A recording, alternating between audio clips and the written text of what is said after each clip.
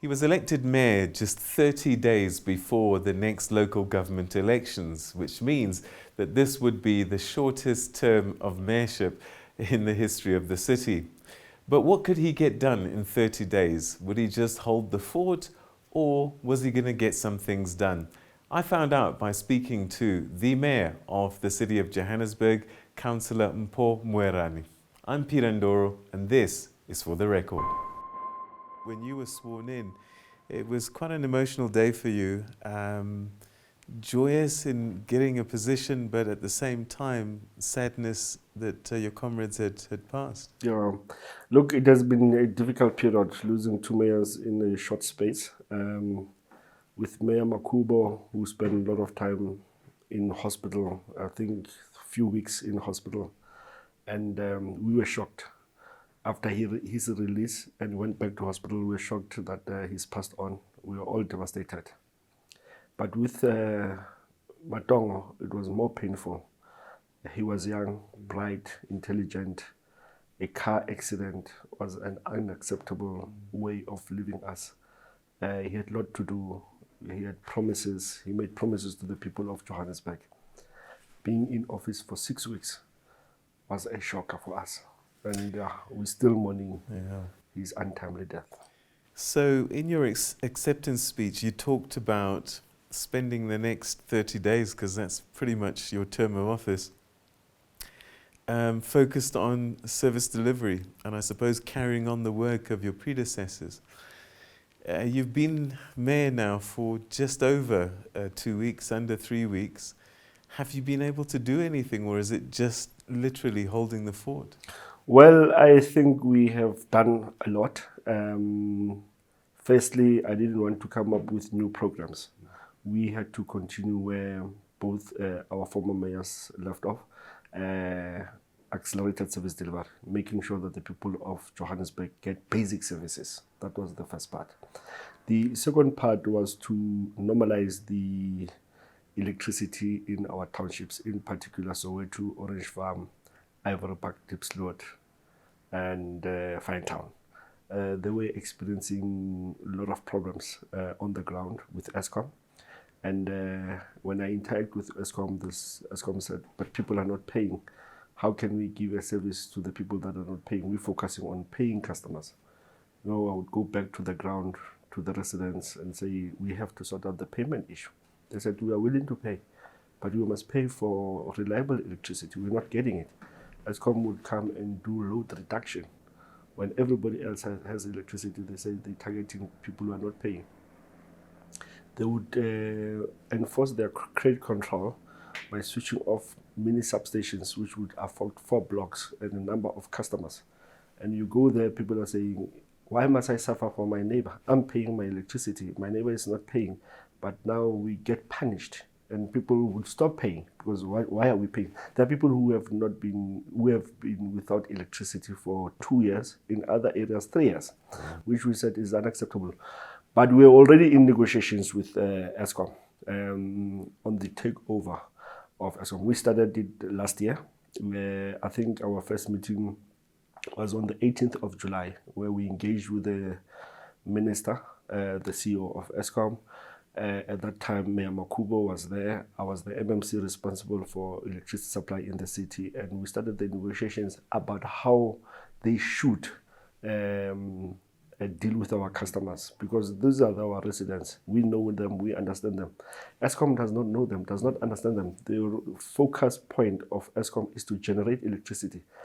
Customer services is one thing that they don't have, and we are very good at that. Those negotiations end up with the board approving the transfer of these areas to the city of Johannesburg. Well, there's a lot of money involved. They want 4 billion for the network, and there's a debt of 7.5 billion owed by Soweto customers. Eskom said they wrote off 5 billion last financial year. So the total was 12.5 billion. So we started negotiating on how we do the transfer. We ended up signing the MOU, which was drafted by Eskom. Fortunately, the MOU was concluded a week ago, And it was perfect timing for me as a person who has started those negotiations, because at being a mayor, I would also phone the minister and say, Minister, I need the MOU signed so that we can kickstart the transfer. Right. We're talking at a pretty high level, and I'm thinking about our viewers right now, and all they want to know is, what does it mean, and when will they start to see the changes? In terms of Eskom, Yeah. I think minimum of between 24 and 36 months, to be realistic. Eskom believes it will take more. I've been personally involved in a takeover when the city took over Alexandra from Eskom. I was working for Eskom, so I was there. I know, I've experienced it, so I have the understanding of what needs to be done. So I think maximum 36 months should be the period where people can see change. How will the game change once that transfer happens? Well, as a city, we know our people. We have ward councillors on the ground, we have ward committees, we have branches. So we know how to interact with our residents. Eskom doesn't know. The only thing that they know is to bring electricity with their technicians and collect the money. We can engage with our communities, especially when it comes to the issue of payment. We believe that if people get better service, they will pay for it. But we are also saying we bring other energy sources, which we call energy mix. We want to bring gas, we want to bring solar.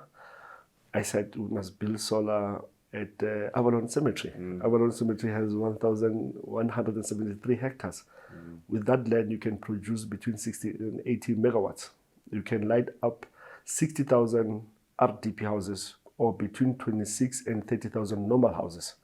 So we have a plan. Whereas Eskom can only generate through coal-fired power stations. Why have you come up with this plan now? I know that you've been in negotiations for a while, but you've got countries like Denmark who've been at this for decades. So it's not as if it's a new idea, new way of doing things. Why have you only managed to sign now? Well, we took over the city of Johannesburg in, I think, December 2019. I was appointed ML. So pre-2016, nothing was happening. We had a plan. There was a plan on moving us forward in terms of electricity supply. If you look at our growth and development strategy 2040, it is outlined where we are taking the city. It is there. There's nothing new. But there was no will to make sure that it works, so that we implement it. So when we came back, we had to bring back the GDS, which was shelved somewhere, bring it back and look at other sources. We will be going out on RFI for waste to energy in the next few weeks, something that we've been working on for the past 12 months with DBSA. We have appointed transactional advisors on the program. It's a lot of money. We want to build 3 in the city, which will give us a total of 75 megawatts. The plans has always been there. There was no will to make sure that the plan comes to fruition. So my focus point was to make sure that we bring stability in terms of our electricity supply. All right, so power looks like you've got a plan, it's working, and it's in play. There are a lot of other issues, service delivery, and that seems to be the word that people have most on their lips as we go towards these local government elections. Would you say that as a city you have failed the citizens, or you have done your best and it just wasn't good enough? Well, when we took over, we found mess, and there was no service delivery at all.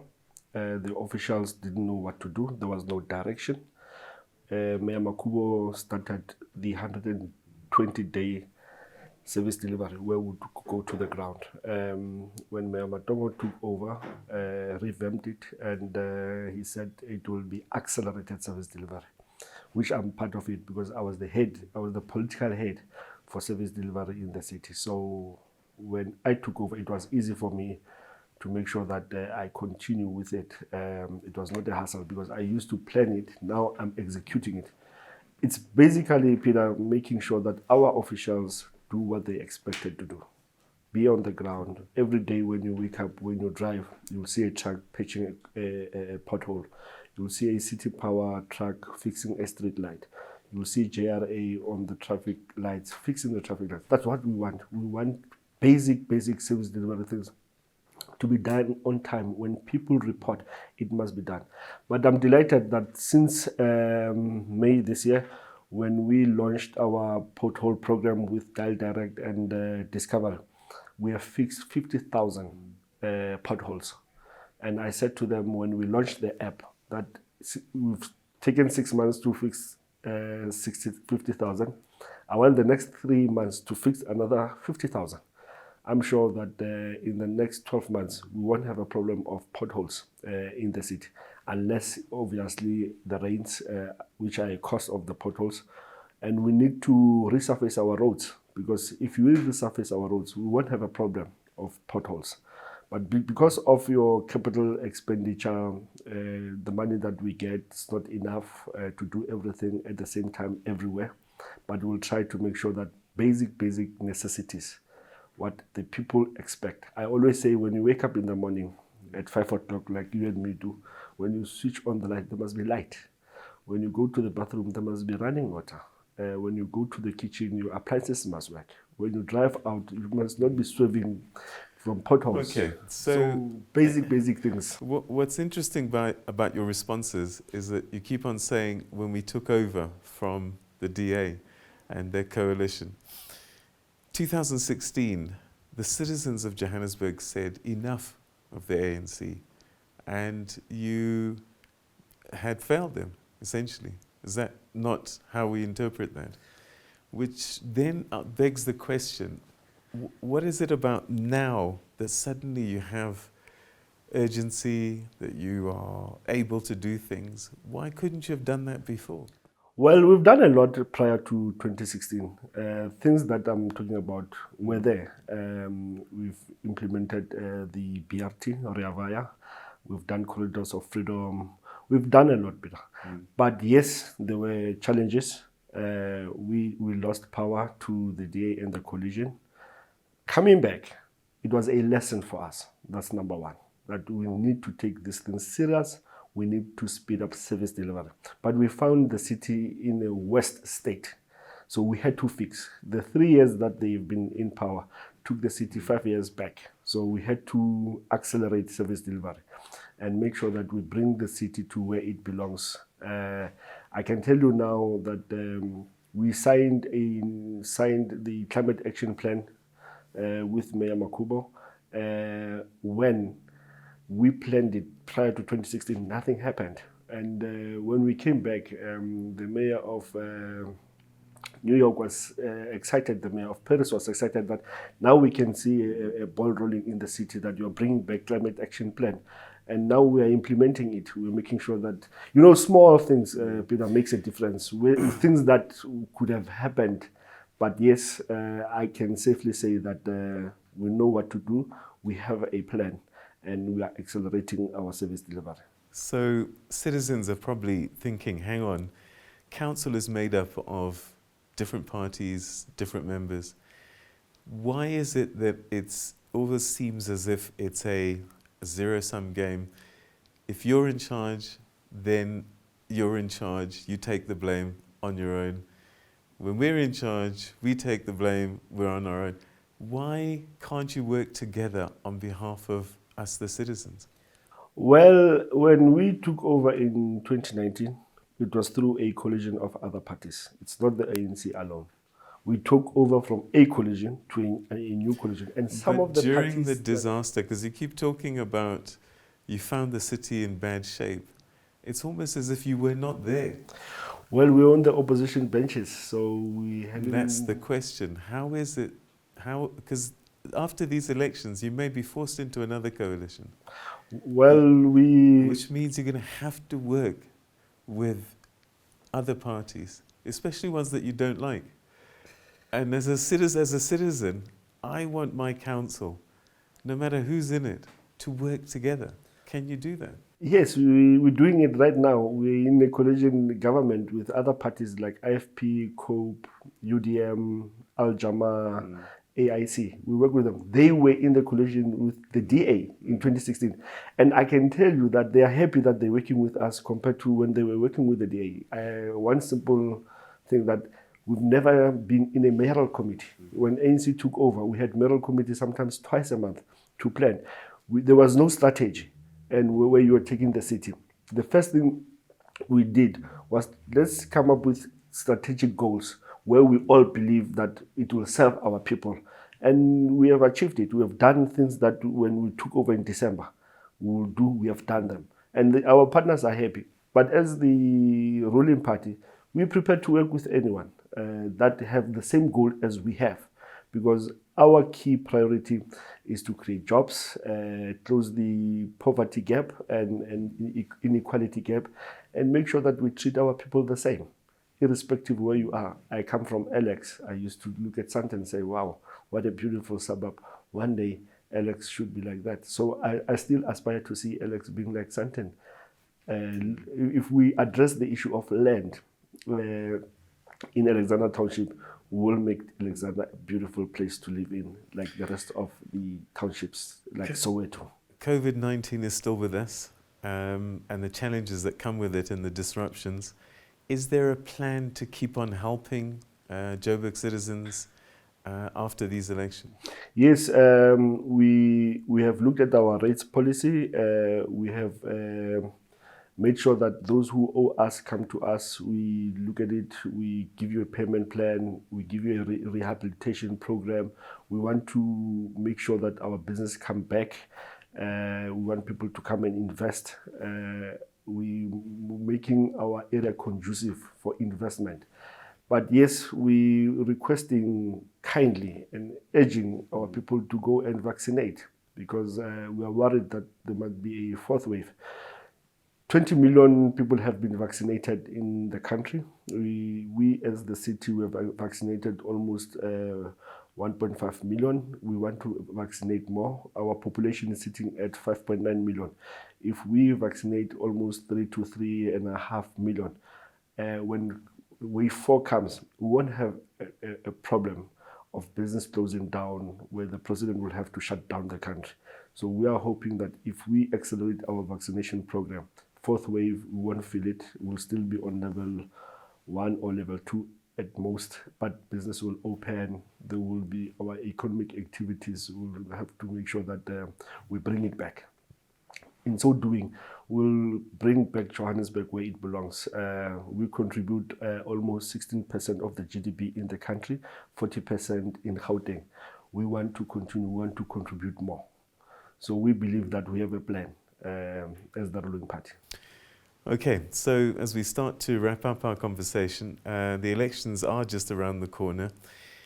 Do you think that you've done enough to motivate, particularly young people, to go to these elections? Because I come across a lot of apathy and disillusionment, and I wonder if you as country leaders are doing enough to inspire and motivate young people to show up. Well, the first thing that we have to do is to create jobs, especially for the youth. Last week, we had a parade of JMPD officers where we had almost 1,500 new recruits. All of them are below 35. It's a youthful police force that we want to create. But we also will be rolling out Wi-Fi. The last council sitting approved that we must roll out Wi-Fi in the city where our young people, they like social media. There are a lot of opportunities where when you have data and it's less costly, you are able to find work using your smartphone, using free Wi-Fi from the city. I think it will motivate our youth to come out and vote because we believe that Johannesburg is a youthful city. We have to take our youth very serious. When I do door-to-door and accelerated service delivery, I come across hardships where they will resort on taking nyaope and drugs because there are no activities to keep them busy. I said, let's look at arts and recreation. Let's open our sports field. Let's make sure that the youth is kept busy by sporting activities. But more importantly is to create jobs for them. Okay, so in the interim, you're about to finish perhaps the shortest tenure as mayor. If the ANC wins or gets a large chunk of the votes, puts a coalition together, are you coming back as mayor? Well, that's a decision left to the African National Congress. It's not my decision. But they have asked me to do this for the remainder of the term. I said I will do it. They will have to go back and decide who comes over. But I believe that we work as a collective in the ANC. Doesn't matter who's the mayor. We work as a collective to make sure that we drive the ANC manifesto. Executive Mayor Mpho Moerane, thank you very, very much indeed for joining us, and we wish you the best of luck with the balance of your mayorship and through to the elections. Thank you very much, Peter.